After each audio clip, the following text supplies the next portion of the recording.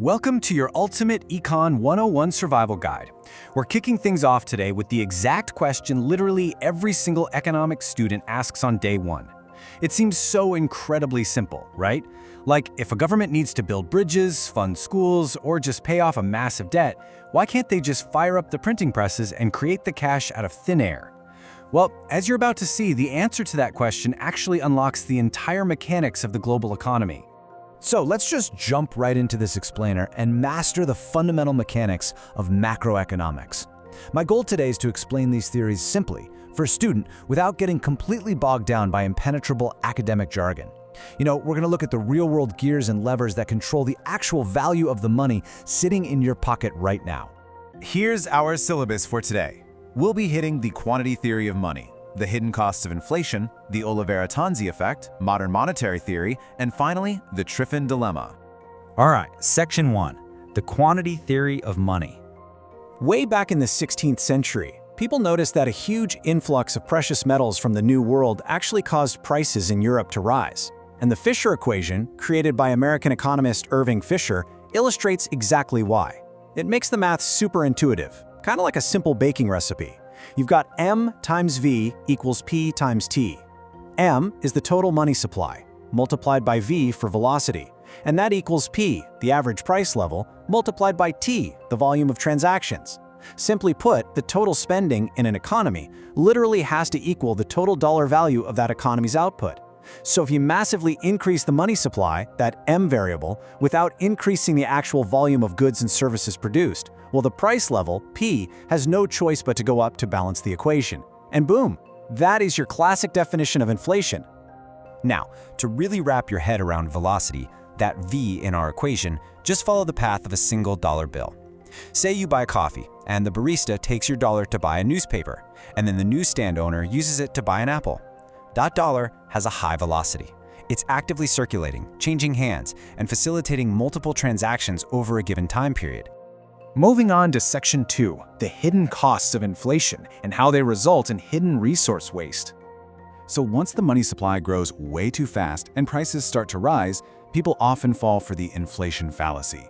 That's the assumption that inflation is bad purely because things get more expensive. But because nominal incomes often rise right alongside those prices, the real danger is actually hidden, wasteful resource costs.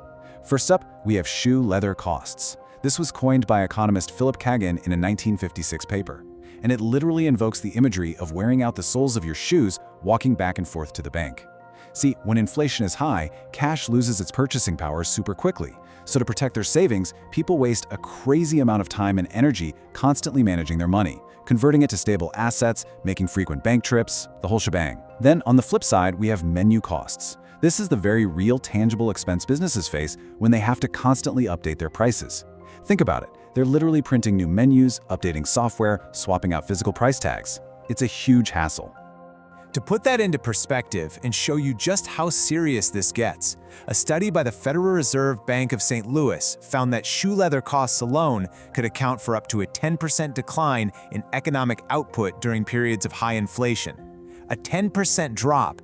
That is a massive amount of human effort and resources just completely wasted.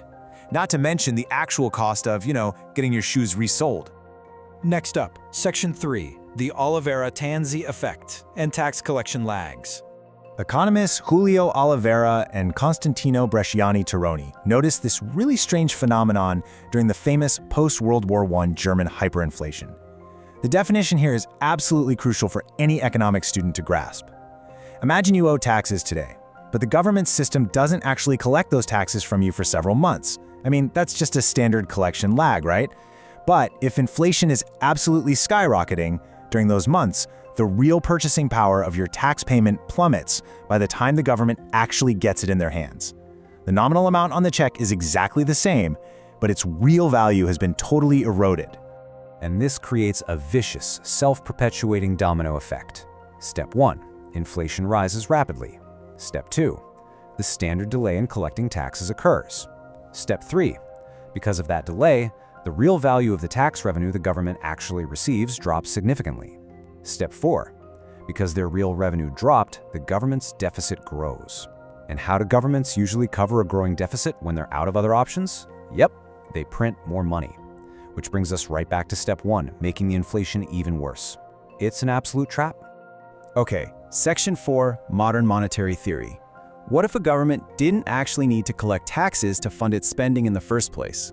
Now, modern monetary theory, or MMT, is a heterodox macroeconomic framework, which basically means it falls outside the mainstream neoclassical consensus. As this quote from proponent Randall Wray asserts, government cannot run out of money, it can always financially afford to take care of our own. MMT, which is championed by figures like Stephanie Kelton and Bill Mitchell, completely rejects conventional models of central bank independence. They argue that a sovereign government issuing its own fiat currency just isn't financially constrained the way a normal household is.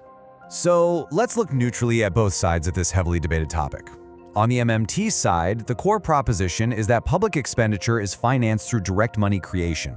The government doesn't need to pre-fund its spending via taxes or bonds. Basically, MMT argues that spending is only limited by real economic capacity, stuff like available workers and factories. If you hit full capacity, well, then you use taxes to cool down inflation. However, on the mainstream criticism side, traditional economists view this as a recipe for disaster. Critics argue that just creating money to pay bills risks hyperinflation and basically leaves the next generation to pay for today's profligacy. Furthermore, they argue MMT relies on an outdated theory of inflation that ignores future expectations. To really highlight this divide, a 2019 survey of top US economists found that literally not a single respondent agreed with the basic principles of MMT. And finally, Section 5, the Triffin dilemma and the concept of a global reserve currency. This fascinating concept originated in the 1960s with Belgian-American economist Robert Triffin. Triffin noticed a massive paradox during the Bretton Woods era. You see, the United States dollar functioned, and actually still functions, as the world's primary reserve currency. Other nations hold US dollars as foreign exchange reserves to support their own international trade. But because everyone needs dollars to trade, the US must constantly supply the world with its currency, and really the only way to do that is to run an inevitable, persistent trade deficit, exporting more dollars than it takes in. Just look at the impossible balancing act this presents. On one side, you have domestic goals. A country obviously wants to avoid persistent deficits and protect the long-term value and confidence in its own currency. But on the other hand, you have international responsibilities.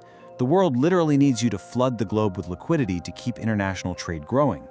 If you restrict dollars to protect your domestic economy, you cause global deflation and restrict worldwide growth. But if you run massive deficits to supply the world, you eventually undermine confidence in the currency itself. It is an inherent structural instability where domestic policy and global demand are just perfectly misaligned. As you review your Econ 101 notes today, I want to leave you with this final provocative thought. From the simple mechanics of printing money causing inflation to the impossible balancing act of a global reserve currency, macroeconomics is really just one giant web of trade-offs.